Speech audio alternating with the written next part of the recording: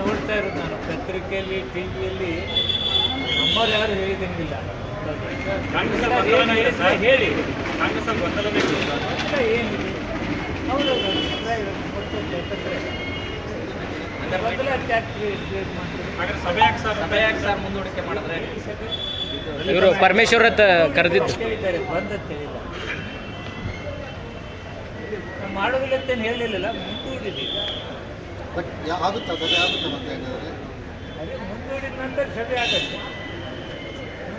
ಸಭೆನೇ ಮಾಡೋದಿಲ್ಲ ಅಂತೇನು ಹೇಳಿಲ್ಲ, ಮುಂದೂಡಿದ್ದೀವಿ, ಸಭೆ ಆಗುತ್ತೆ.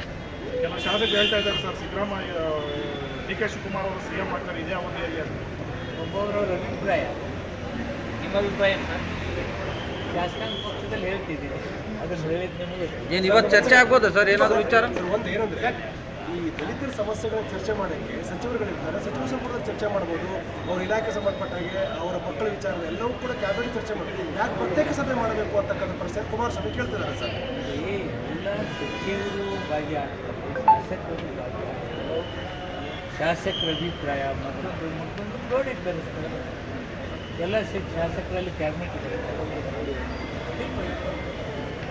ಸರ್. ಈಗ ದಲಿತ ಸಮುದಾಯದ ಸಮಸ್ಯೆಗಳ ಬಗ್ಗೆ ಚರ್ಚೆ ನಡೆಸೋದಕ್ಕೋಸ್ಕರ ಸಭೆ ಕರೆದಿದ್ರು.